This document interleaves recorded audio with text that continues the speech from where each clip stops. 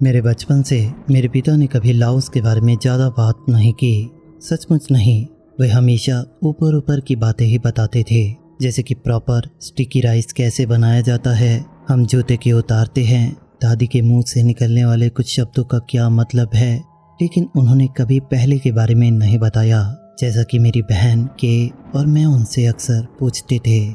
वे साल जब वो 1979 में मिनेसोटा नहीं आए थे, जब उन्होंने मैनोंग न्यू ईयर फेस्टिवल में हमारी माँ से मुलाकात नहीं की थी, जब वो फैक्ट्री में डबल काम करने वाले एक और इमिग्रेंट नहीं बने थे। ज़्यादातर रिफ्यूजी बच्चे इस खामोशी को जानते हैं। हमारे माता पिता उन अनकही कहानियों को अपनी जेब में पत्थर की तरह ले जाते हैं, जो उन्हें भारी करती हैं, और वो कभी हमें दिखाना नहीं चाहते। हम सीख जाते हैं कि थाईलैंड के कैंप या मैकोंग को पार करने के बारे में सवाल ना करें। हम निश्चित रूप से वॉर के बारे में नहीं पूछते, लेकिन कभी कभी आमतौर पर फैमिली गैदरिंग के दौरान कुछ बियर पीने के बाद कुछ बातें निकल जाती थी। इसी तरह हमें पता चला कि 1974 में मेरे पिता के साथ क्या हुआ था। तब वो 22 साल के थे और वियेनचेन और लुएंग प्रबैंग के बीच ट्रक ड्राइवर के रूप में काम करते थे। उन्होंने ये कहानी सिर्फ एक बार 2011 में मेरे चाचा सीफोन के घर पर बारबेक्यू के दौरान बताई थी। तब तक मैं इतना बड़ा हो चुका था कि मुझे पता था कि मेरे पिता कब झूठ बोल रहे थे और कब सीरियस थे। मैं उस समय तक उनके साथ बियर भी शेयर कर चुका था, तो इससे आपको मेरी उम्र का अंदाज़ा हो गया होगा। इस बार वे इतने सीरियस थे कि सभी ने खाना बंद कर दिया। ये बात शुरू हुई क्योंकि मेरी कज़न का बॉयफ्रेंड, एक वाइट लड़का जिसका नाम ब्रैडली था, वो कह रहा था कि वो सुपरस्टिशन को नहीं मानता और पैरानॉर्मल या फोकलोर में विश्वास नहीं करता। वो सिर्फ साइंस और कोइंसिडेंस में बिलीव करता है। मेरी आंटीज ने एक दूसरे को देखा और मेरे चाचा ने जीभ चटकाई, लेकिन मेरे पिता ने सबको चौंकाते हुए बोलना शुरू किया, you don't believe it because you never seen it. उन्होंने बहुत सावधानी से इंग्लिश में कहा, फिर लाओ में बोलने लगे और मेरे चाचा ने ब्रैडली के लिए इसे ट्रांसलेट किया, जबकि हम बाकी लोग जो लाओ समझते थे हैरान होकर सुनते रहे। उन्होंने हमें ये बताया, 1974 में जब वॉर ख़त्म हो रही थी, लेकिन देश अभी भी कियोस में था, बट एट लाओ ने कुछ एरियाज कंट्रोल किए थे, रॉयल गवर्नमेंट में कुछ और बाकी के जो एरियाज बचे थे सिर्फ कन्फ्यूजन और खतरे से भरे थे। मेरे पिता को शहरों के बीच सप्लाईज ले जाने की जॉब मिली थी। कभी कभी वो लीगल गुड्स, कभी कभी नॉट लीगल चीज़ों को एक जगह से दूसरी जगह ले जाते थे। ये इस बात पर डिपेंड करता था कि कौन पे कर रहा है और उन्हें किन किन चेक पॉइंट से गुजरना है।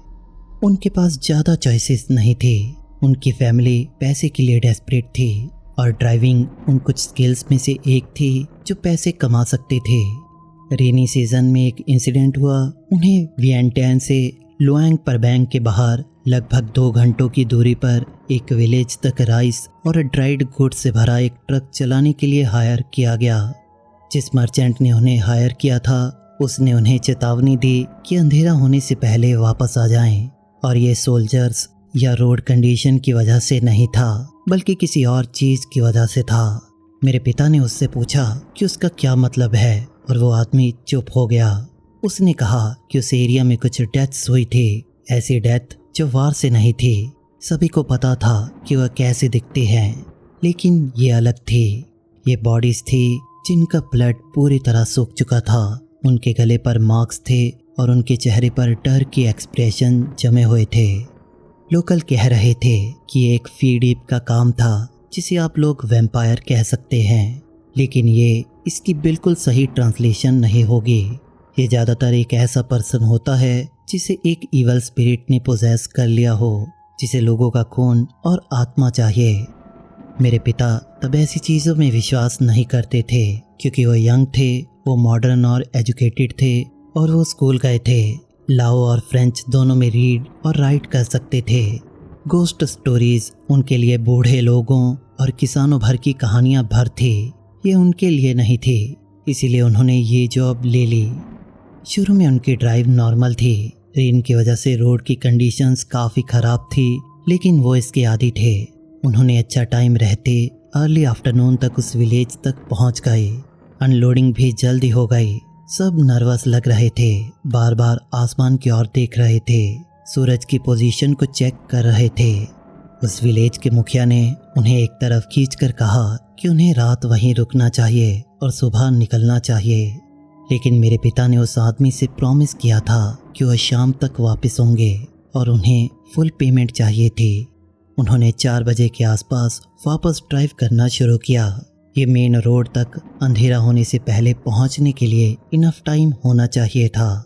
लेकिन ड्राइव शुरू होने के 1 घंटे बाद उनके ट्रक में कुछ प्रॉब्लम्स शुरू हो गई। उनका इंजन बार बार बंद हो रहा था, फिर स्टार्ट हो रहा था, फिर बंद। तो उन्होंने एक छोटे सेटलमेंट के पास अपना ट्रक रोका।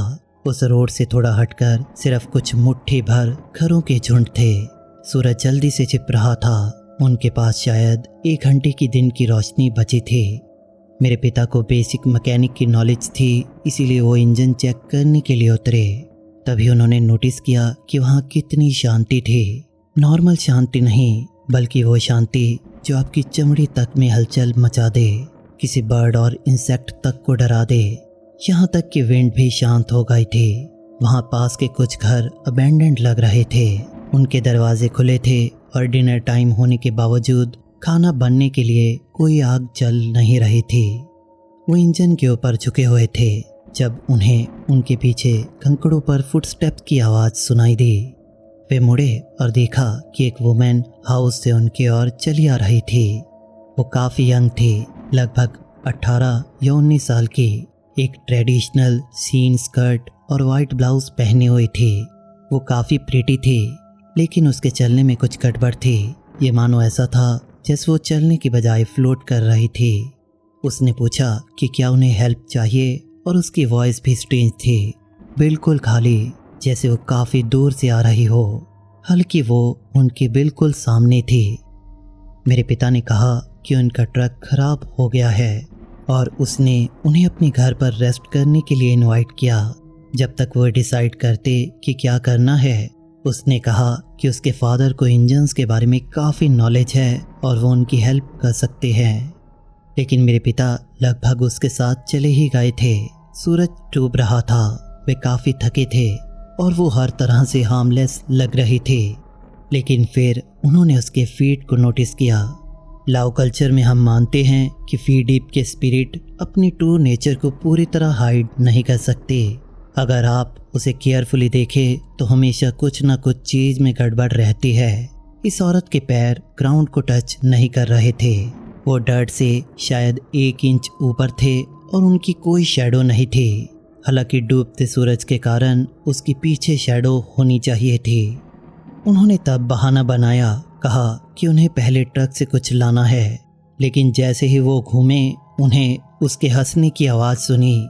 ये नॉर्मल हंसने की आवाज़ नहीं थी, बल्कि कुछ ऐसा था जैसे मल्टीपल वॉइसेस एक साथ, सभी स्लाइटली आउट ऑफ सिंक हंस रही थी। वे ट्रक में वापस कूदे और कीज घुमाई और हालांकि ये फिर से बंद होना चाहता था, अचानक ये स्टार्ट हो गया। उन्होंने अपने ट्रक को भगाया और मिरर में देखा। वो तब भी रोड पर खड़ी थी। वो उनका पीछा नहीं कर रही थी, बस उन्हें देख रही थी। वे कसम खाते हैं कि उसका चेहरा बदल गया था। सारे खूबसूरत फीचर गायब हो गए थे, कुछ और बन रहे थे। उसका माउथ किसी ह्यूमन माउथ से ज़्यादा वाइड खुल रहा था और वो उसमें शार्क के माउथ के जैसे टीथ की रोज को देख सकते थे। लेकिन ये बुरा था क्योंकि वे उसे एक ह्यूमन फेस में देख रहे थे। उन्होंने तेज़ी से ड्राइव किया, शायद उन रोड्स के लिए बहुत फास्ट, लेकिन उन्हें इसकी परवाह नहीं थी। ट्रक चल रहा था। हालांकि अचानक उन्हें रूफ पर कुछ स्क्रैचिंग साउंड सुनाई देने लगी, जैसे कोई फिंगर नेल्स को मेटल पे घिसा रहा हो। कुछ उनके साथ था, कुछ साथ सफ़र कर रहा था। वे रुक नहीं सकते थे और ना ही इसे देख सकते थे। वो सिर्फ ड्राइव करते रहे। लगभग 10 किलोमीटर आगे आने पर वो रॉयल आर्मी सोल्जर्स के एक चेक पॉइंट पर पहुंचे। थैंक्स बुधा, उन्होंने सोचा। तब उन्होंने ट्रक रोका और जो रूफ पर था तब तक जा चुका था। सोल्जर्स ने कहा कि वो ऐसा लग रहे थे जैसे उन्होंने गोस्ट देखा हो। मेरे पिता ने उन्हें वुमेन अबैंडन्ड सेटलमेंट के बारे में बताया और तब सार्जेंट का फेस सीरियस हो गया। उसने मेरे पिता को बताया कि उस एरिया में 3 हफ्ते पहले एक पूरे परिवार का कत्ल हो गया था। उन्हें उनकी बॉडीज में खून की एक भी बूंद नहीं मिली थी और उनके चेहरे डर के मारे जमे हुए थे। तब से आसपास की विलेजेस से लोग गायब हो रहे थे। उन्होंने दिन में पेट्रोल्स भी भेजे हैं, लेकिन उन्हें कुछ भी नहीं मिला। रात में कोई उस जगह के आसपास नहीं जाता था। सार्जेंट ने कहा कि मेरे पिता लकी थे। फीडीप आमतौर पर लोगों को नहीं छोड़ती जब वो उनका ट्रू नेचर देख लेते हैं। शायद ये उनके साथ खेल रहा था, या शायद ट्रक का उस समय स्टार्ट होना किसी तरह की डिवाइन प्रोटेक्शन थी। इधर वेज उन्हें जल्दी से जल्दी टेंपल में जाना चाहिए और मंक से ब्लेस करवाना चाहिए, ऐसा सार्जेंट ने उन्हें कहा। मेरे पिता रात भर ड्राइव करके वियंटन वापस पहुंचे। जब उन्होंने उस आदमी को ट्रक लौटाया जिसने उन्हें हायर किया था, उस मर्चेंट ने उन्हें एक नज़र देखा और जान गया कि कुछ हुआ था। ट्रक के रूफ पर स्क्रैचेस डीप थे, जैसे कोई क्लॉज ने मेटल में डिग करने की कोशिश की हो। उस आदमी ने उन्हें डबल पे किया और कहा कि फिर कभी उस रूट पर वापस ना जाएं। लेकिन ये कहानी यहीं ख़त्म नहीं होती। कुछ दिन बाद मेरे पिता घर पर थे जब उनका छोटा भाई दौड़ता हुआ आया। वो डरा हुआ लग रहा था। वो अपने दोस्त के साथ मैकोंग के पास था जब उसने देखा कि एक वुमेन उनका पीछा कर रही थी। एक यंग वुमेन सीन स्कर्ट और वाइट ब्लाउज में, ब्यूटीफुल लेकिन किसी तरह से काफ़ी अजीब। वो उनसे इतना दूर थी कि वो क्लियरली नहीं देख सकते थे कि वो कौन है, लेकिन इतना पास कि वो जानते थे कि वो उनका पीछा कर रही थी। मेरे पिता को तुरंत पता चल गया कि ये क्या था। फीडीप ने उनका पीछा शहर तक किया था। उसने अब उनकी सेंट पकड़ ली थी, या स्पिरिचुअल एनर्जी, या जो भी ये चीज़ें ट्रैक करती हैं। वे वियंटन के सबसे पुराने टेंपल में से एक वर्सी साकेट गए और मंक को सब कुछ बताया। उन्होंने एक सेरेमनी की और उन्हें प्रोटेक्शन एम्यूलेट्स दिए, साथ ही कुछ सेक्रेट थ्रेड्स उनकी कलाई पर बांधे। उसके बाद हफ्तों तक लोगों ने मेरे पिता के नेबरहुड के आसपास उस डिस्क्रिप्शन से मैचिंग एक वुमेन को देखने की रिपोर्ट दी। ये हमेशा शाम या जस्ट अंधेरा होने के बाद होता था। वो उन्हें देख रही थी, उनका वेट कर रही थी। मेरे पिता बुद्धिस्ट स्क्रिप्चर्स को अपने पिलो के नीचे और होली वाटर को अपने बेड के पास रखकर सोते थे। वे अंधेरा होने के बाद कभी बाहर नहीं गए। फिर रिपोर्ट्स बंद हो गईं। एक मंक ने मेरे पिता को बताया कि फीडीप ने शायद दूसरा प्रे ढूंढ लिया था, या शायद टेंपल की प्रोटेक्शन से वो दूर भाग गई हो, लेकिन मेरे पिता कभी उसे भूल नहीं पाए। सालों बाद अमेरिका में सेफ होने के बावजूद वो कभी कभी सनसेट पर रुकते और विंडो से बाहर देखते, उन्हें शैडोज़ की तलाश करते जो वहाँ नहीं होनी चाहिए। जब उन्होंने कहानी ख़त्म की, बैकयार्ड में मच्छरों की आवाज़ के बिना पूरी तरह से शांति थी। ब्रैडली स्पेक्टिक बॉयफ्रेंड ने इसे हंसकर टालने की कोशिश की, लेकिन वो डरा हुआ लग रहा था। उसने मेरे पिता से पूछा कि क्या वो रियली मानते हैं कि ऐसा कुछ हुआ था, या शायद स्ट्रेस और थकान ने उन्हें ये सब इमेजिन करने पर मजबूर किया था। मेरे पिता ने उसे लंबे समय तक देखा, फिर अपनी स्लीव ऊपर की। उनकी फोरआर्म पर 3 लंबे स्कार्स थे, उनकी स्किन से अलग हल्के पीले रंग के। वो क्लो मार्क जैसे लग रहे थे। मुझे ये उस रात लगे थे, उन्होंने हल्की सी आवाज़ में कहा। जब मैं घर पहुंचा और ट्रक चेक किया तो छत पर खून लगा था, मेरा नहीं। मुझे अब तक उसने नहीं काटा था, लेकिन जब मैंने उस खून को छुआ तो मेरा हाथ आग की तरह जलने लगा और ये दिखाई दिए। मंक ने कहा कि एक मार्किंग थी फीडीप का मुझे बाद के लिए क्लेम करने का तरीका। उन्होंने अपनी स्लीव वापस नीचे की और दूसरी बियर लेने अंदर चले गए, हम सबको अंधेरे में बैठा छोड़कर। उसके बाद कुछ देर तक किसी ने कुछ ज़्यादा बात नहीं की और कुछ हफ्ते बाद ब्रैडली और मेरी कज़न का ब्रेकअप हो गया। मुझे नहीं लगता कि ये रिलेटेड था, लेकिन हु नोज़। लेकिन तब से मैं उस कहानी के बारे में सोचता हूँ। मेरे पिता किसी और चीज़ में सुपरस्टिशन नहीं रखते थे। वो फॉर्च्यून टेलर्स या पाम रीडर्स में विश्वास नहीं करते थे। वो टेंपल कम्युनिटी के लिए जाते थे, रिलीजियस होने के लिए नहीं। वो आदमी एक इंजीनियरिंग माइंड था जो सर्कमस्टेंसेस और वॉर की वजह से ट्रक ड्राइवर की लाइफ में फंसा था, लेकिन वो स्कार्स और जिस तरह उन्होंने बताया वो सब रियल था।